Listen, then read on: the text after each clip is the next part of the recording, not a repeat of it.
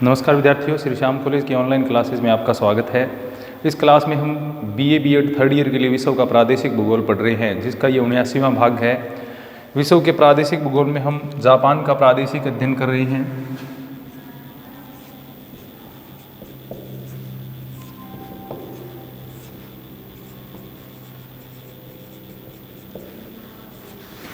Japan के प्रादेशिक अध्ययन में हमने जापान की जो कृषि है और मत्स्य उत्पादन इत्यादि के बारे में पढ़ा था। अगला जो हमारा टॉपिक है वह जापान के खनिज एवं शक्ति संसाधन।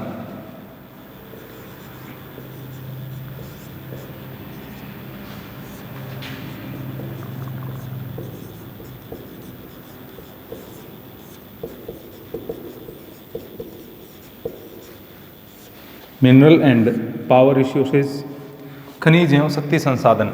अब जैसा कि हम जानते हैं, जापान एक औद्योगिक देश है और औद्योगिक देश होने के नाते खनिज एवं शक्ति संसाधनों का यहाँ पर अत्यधिक महत्व है और यहाँ पर विविध प्रकार के खनिज एवं शक्ति संसाधन हैं वो पाए जाते हैं। खनिज संसाधनों में विविधता का कारण यहाँ का जो स्थलाकृतिक जो प्रारूप है उसमें विविधता है, उसके कारण क्या यहाँ पर खनिजों में विविधता देखने को मिलती है। यानी विविध प्रकार के खनिज पदार्थ हैं वो जापान में पाए जाते हैं। लेकिन आर्थिक उपयोग की दृष्टि से देखें तो जापान में जो खनिज पाए जाते हैं वो अत्यंत सीमित होते हैं, यानी कम मात्रा में पाए जाते हैं। लेकिन ये एक औद्योगिक देश है, इसलिए इसको खनिज संसाधनों की ज़्यादा आवश्यकता रहती है, तो ज़्यादातर खनिजों का यहाँ पर क्या है, आयात करना पड़ता है।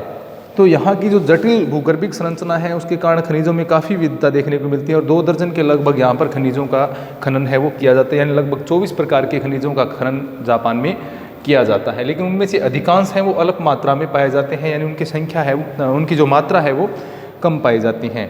अब औद्योगिक आवश्यकता की दृष्टि से यहाँ पर जो खनिज हैं वो थोड़े से कम ही पाए जाते हैं।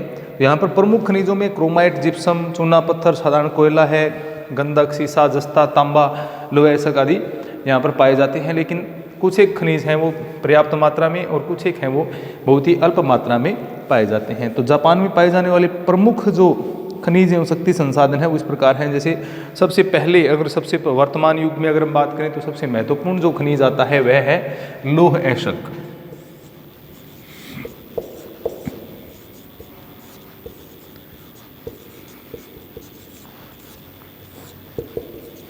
आयरन ओर, लौह ऐशक है वो एक महत्वपूर्ण खनिज है, लेकिन जापान में ये बहुत ही कम मात्रा में पाया जाता है, या कह सकते हैं अल्प मात्रा में पाया जाता है। मुख्यतः ये लौह ऐशक के आयात पर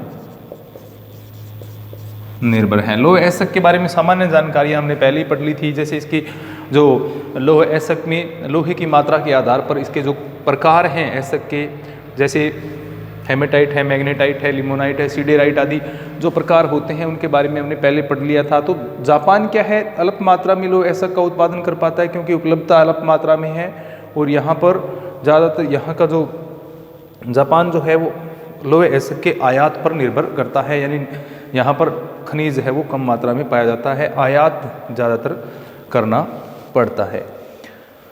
1995 तक यहाँ पर लगभग 10,000 टन लौह ऐशक का उत्पादन होता था।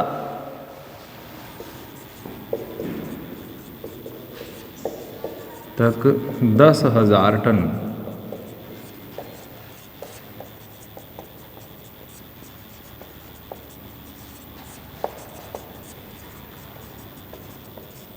उत्पादन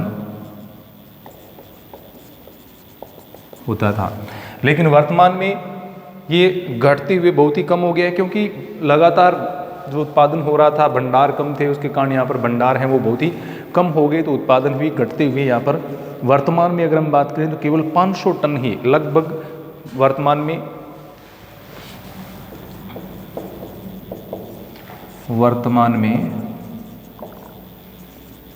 घटकर केवल 500 टन ही रह गया है। यानी बहुत ही कम उत्पादन वर्तमान में यहाँ पर लौह ऐशक का हो रहा है, क्योंकि भंडार हैं वो बहुत ही कम थे। पहले उत्पादन ज़्यादा किया गया, उसकी वजह से भंडार है वो धीरे धीरे समाप्त हो गई, तो उत्पादन लगभग वर्तमान में 500 टन के आसपास ही यहाँ लौह ऐशक का हो पाता है। और जो अगर जापान के कुल लोहे उत्पादन की हम बात करें तो जापान का लगभग 60% जो लोहे ऐसक है वो उत्तरी पूर्वी जो होंशु द्वीप है वहां से प्राप्त होता है।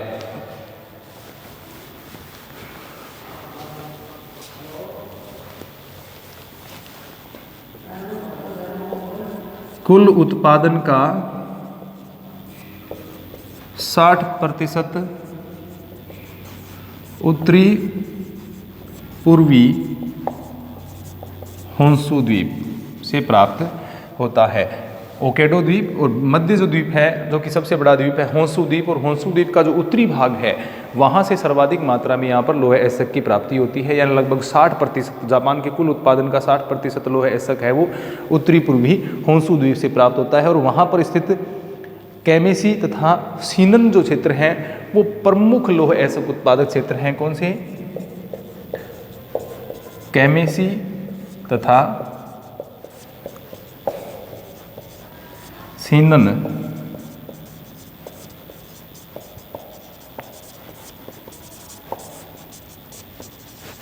प्रमुख उत्पादक क्षेत्र हैं। तो उत्तरी पूर्वी जो होंशु द्वीप है उसमें ये दो क्षेत्र हैं जहाँ से जापान का 60% लोहे ऐसक है वो उत्पादित होता है, सीनन तथा कैमेसी। अब दूसरी धातु की अगर हम बात करें या दूसरे जो खनिज की बात करते हैं वह है तांबा। तांबा जापान का प्रमुख खनिज है और इसका उत्पादन भी जापान में अच्छा खासा होता है, यानी अच्छी मात्रा में इसका उत्पादन होता है। नंबर 2 तांबा या जिसको कॉपर कहा जाता है एशिया महाद्वीप का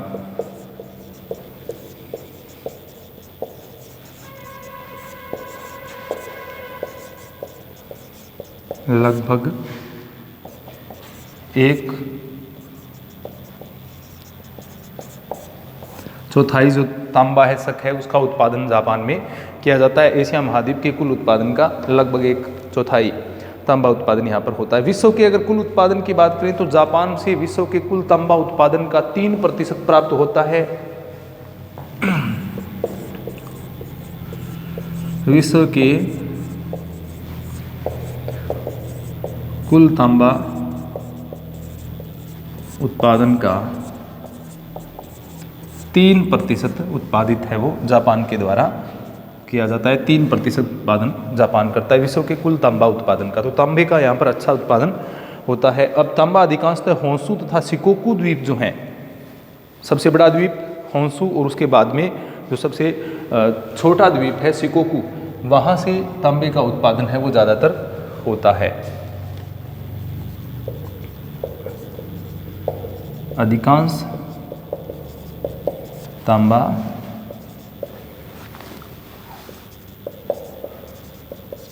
होंशु तथा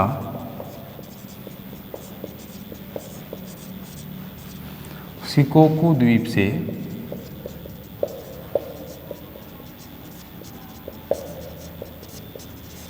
होता है।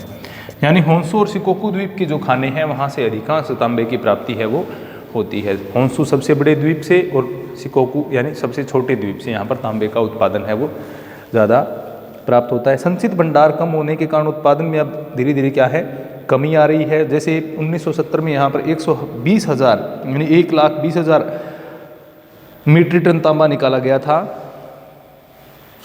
1970 में 1,20,000 मीट्रिक टन उत्पादन हुआ था, लेकिन भंडार लगातार कम होते जा रहे हैं क्योंकि सीमित क्षेत्रफल है। भंडार कम होने के कारण अब लगातार उत्पादन में कमी हो रही है और वर्तमान में अगर हम बात करें तो लगभग 10 से 12,000 मीट्रिक टन उत्पादन यहाँ पर हो पाता है।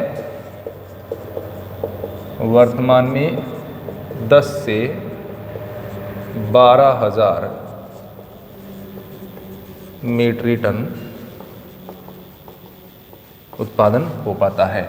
वर्तमान में 10 से 12,000 मीट्रिक टन उत्पादन होता है। पहले 1,20,000 1970 तक ये उत्पादन इसका रहा था। तो दूसरा प्रमुख खनिज है जापान का तांबा। तांबे के उत्पादन में जापान का महत्वपूर्ण स्थान है। एशिया का लगभग 1/4 तांबा उत्पादन करता है। विश्व का लगभग 3% तांबे का उत्पादन होता है। जापान के सबसे बड़े द्वीप होंशु तथा सबसे छोटा जो द्वीप है शिकोकू, वहाँ पर तांबे, वहाँ की जो खदानें हैं उनसे तांबे का उत्पादन ज़्यादातर किया जाता है। 1970 के बाद निरंतर यहाँ पर क्या है, उत्पादन में गिरावट है वो देखी जा रही है और वर्तमान में ये लगभग 10 से 12 हज़ार मीट्रिक टन तांबे का उत्पादन ही कर पाता है। तो ये दूसरा महत्वपूर्ण खनिज था तांबा। अब तीसरे खनिज की बात करते हैं। तीसरा महत्वपूर्ण खनिज है गंधक।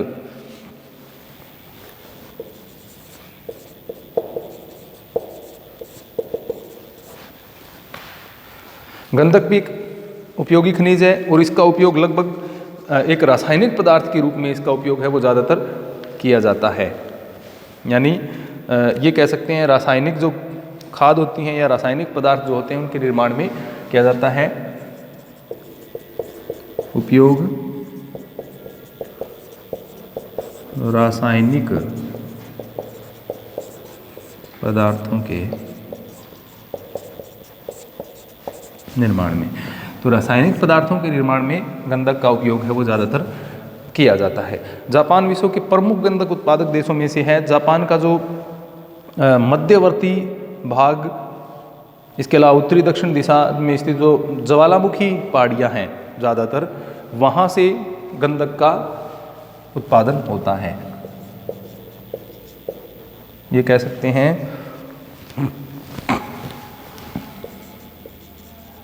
मध्यवर्ती एवं उत्तरी पूर्वी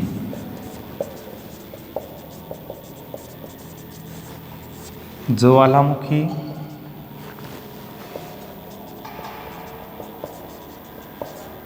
पहाड़ियों से गंधक का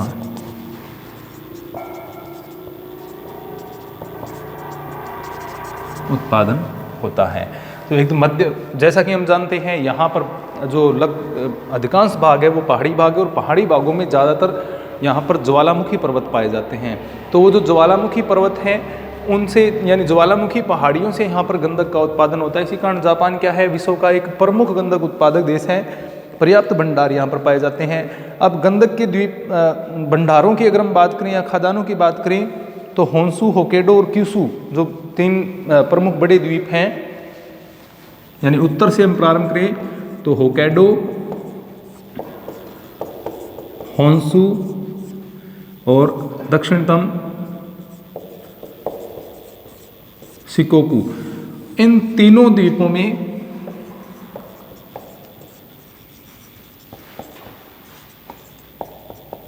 गंधक के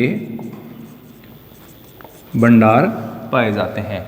तो गंधक के जो भंडार हैं वो होक्काइडो, होंशु और क्यूशु तीनों द्वीपों में यहाँ पर पाए जाते हैं। यहाँ की जो ज्वालामुखी पहाड़ियाँ हैं वहाँ से गंधक का उत्पादन होता है। अब सर्वाधिक बताएं या सर्वाधिक उत्पादन की बात करें तो उत्तरी होंशु में मात्सुओ, जो उत्तरी होंशु द्वीप है, उत्तरी होंशु में मात्सुओ, ये सबसे प्रमुख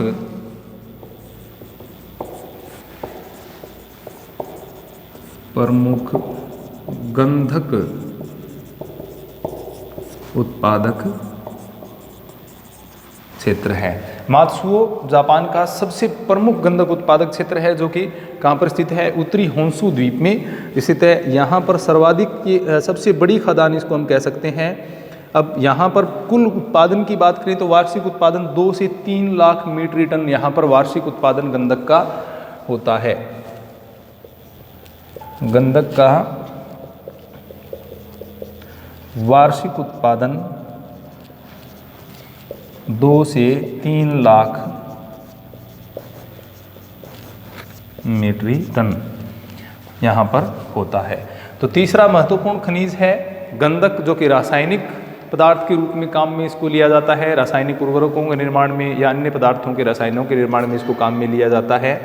तीनों द्वीपों में मिलता है, होक्काइडो, होंशु और शिकोकू द्वीप में। मध्यवर्ती जो या उत्तरी पूर्वी जो विशेषतः ज्वालामुखी पहाड़ी वाले क्षेत्र हैं, ज्वालामुखी पर्वतों वाले क्षेत्र हैं, वहाँ से इसका उत्पादन ज़्यादा होता है। सबसे बड़ी खदान उत्तरी होंशु द्वीप में मात्सुओ जो कि सबसे बड़ा क्षेत्र जापान का है। जापान के कुल उत्पादन की बात करें तो 2 से 3 लाख मीट्रिक टन यहाँ पर वार्षिक उत्पादन गंधक का होता है। इसके बाद में अगला जो खनिज है वह है सोना। सोने के उत्पादन में भी जापान का विश्व में एक महत्वपूर्ण स्थान है।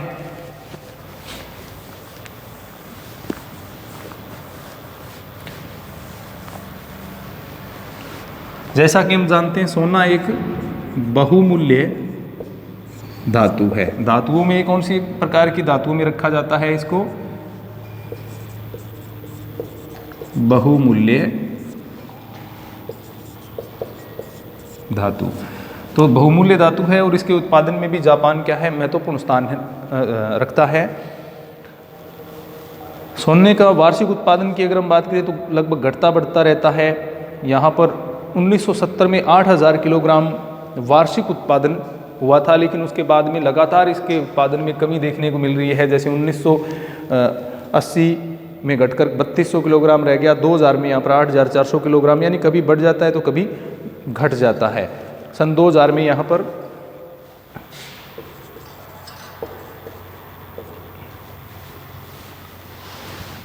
8400 किलोग्राम सोने का उत्पादन यहाँ पर हुआ था। 1978 में 8000, 1980 में 3200 किलोग्राम। तो इस तरह से सोने का जो उत्पादन है वो घटता बढ़ता रहता है।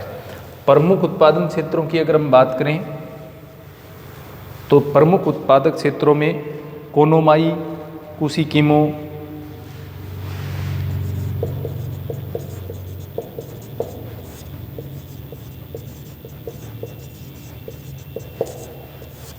इसके अतिरिक्त ये 2 प्रमुख क्षेत्र हैं। इसके अलावा इनके साथ साथ में ताइयो और ताकातोमा,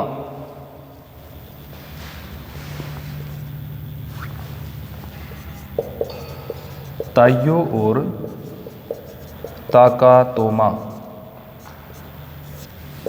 ये जापान के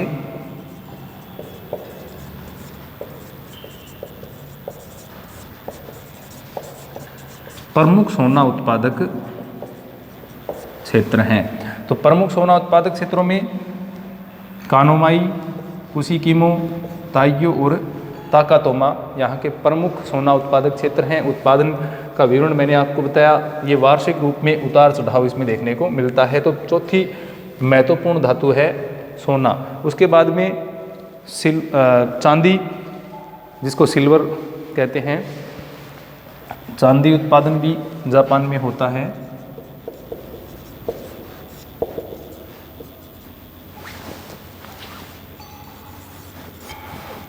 चांदी का जो उत्पादन है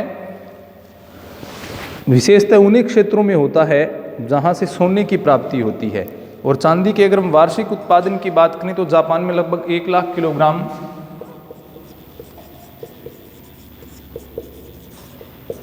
वार्षिक उत्पादन यहाँ पर चांदी का होता है। तो अब उत्पादन क्षेत्रों की बात करें तो जहाँ पर सोने का उत्पादन हो रहा है यानी वही क्षेत्र हैं कोनोमाई, ताइयो, ताकातोमा, कुसिकिमो। इसके अलावा अकीता एक अन्य क्षेत्र भी है, अकीता। इसके अलावा सारे क्षेत्र कौन से हैं? सोना उत्पादक क्षेत्रों में ही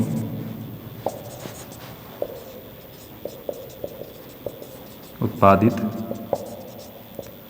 होती है। तो चांदी भी सोना उत्पादक क्षेत्रों में उत्पादित की जाती है। कुसिकिमो है जिसमें, इसके अलावा कोनोमाई है, ताइयो है और ताकातोमा जो हैं वहाँ से चांदी का उत्पादन भी होता है। वार्षिक उत्पादन की बात करें तो 1 लाख किलोग्राम वार्षिक उत्पादन यहाँ पर चांदी का होता है। चांदी के बाद में अब हम जो विशेषतः ऊर्जा खनिज हैं उनकी बात करते हैं। जैसे सबसे पहले आता है कोयला।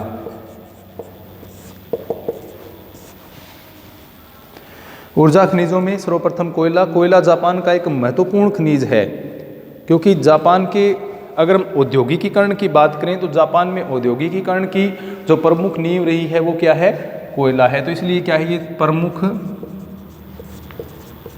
ऊर्जा खनिज, क्योंकि उद्योगों में ऊर्जा खनिज के रूप में सर्वाधिक उपयुक्त रहता है कोयला, इसका सर्वाधिक उपयोग किया जाता है। शक्ति संसाधन के रूप में इसका सर्वाधिक महत्व भी है। और कोयले के यहाँ पर अगर कुल भंडारों की बात करें तो लगभग 20 अरब टन यहाँ पर सुरक्षित कोयला भंडार होने के अनुमान हैं। 20 अरब टन सुरक्षित कोयला भंडार के इनका आंकलन किया गया है। 20 अरब टन सुरक्षित भंडार है, लेकिन निकालने योग्य केवल 3 अरब टन ही है इसमें से, 20 अरब टन में से। इसके बाद जापान का लगभग जो 40% कोयला है वह बिटुमिन्स प्रकार का है, जिसको हम ये कह सकते हैं उत्तम से लेकर मध्यम कोटि का ये कोयला है, उत्तम कोटि का कोयला ही हम इसको कह सकते हैं। इसमें से 40% भंडार किस प्रकार के हैं, बिटुमिनस कोयला है, जो कि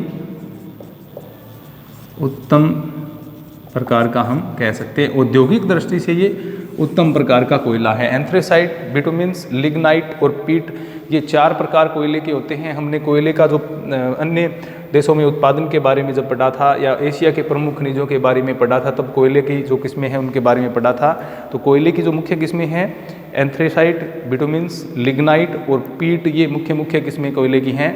जिसमें बिटुमिन्स है वो द्वितीय श्रेणी का, या हम ये कह सकते हैं कि उत्तम से लेकर के मध्यम श्रेणी से के आसपास का ये कोयला है, जो कि औद्योगिक श्रेणी का कोयला भी इसको कहते हैं, या इसको कोकिंग कोयले के नाम से भी जाना जाता है। तो 40% भंडार उत्तम कोटि के हैं।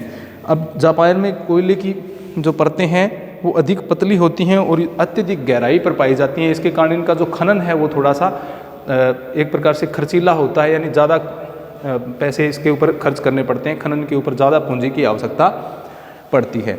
लिग्नाइट कोयला भी यहाँ पर अत्यधिक गहराई पर मिलता है। अब वार्षिक उत्पादन की बात करें तो लगभग 30 लाख मीट्रिक टन वार्षिक उत्पादन यहाँ पर कोयले का होता है।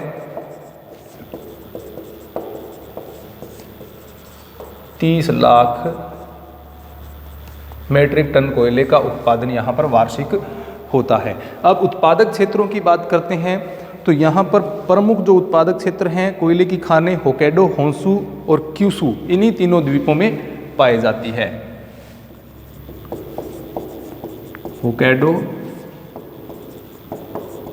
होन्शु और क्यूशु तीनों द्वीपों में कोयले का उत्पादन होता है। तीनों द्वीप कोयले के उत्पादन या कोयले की खानें पाई जाती हैं। होक्काइडो में इशिकारी और कुशिरी, होक्काइडो द्वीप है उसमें इशिकारी और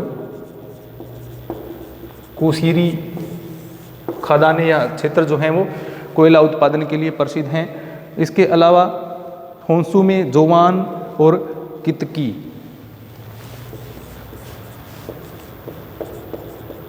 जोवान और कितकी ये प्रमुख क्षेत्र हैं। इसके अलावा ऊबे क्षेत्र भी यहाँ प्रमुख कोयला उत्पादक क्षेत्र हैं। तो ये प्रमुख कोयला उत्पादक क्षेत्र हो गए, यानी तो तीनों द्वीपों में है, होक्काइडो, होन्शु और क्यूशु द्वीप में कोयला उत्पादन यहाँ पर किया जाता है। जिसमें मैंने इसके अलावा अगर खाद्यान्नों की बात करें तो क्यूशु द्वीप में चिकुहो, होकुसो और सागामिकी, ये यहाँ की प्रमुख खादानें हैं। तो ये कुछ प्रमुख खनिजों के बारे में हमने पढ़ा। अन्य जो शक्तियाँ अन्य खनिज जो रह जाते हैं उनके बारे में हम अगली क्लास में पढ़ेंगे। धन्यवाद।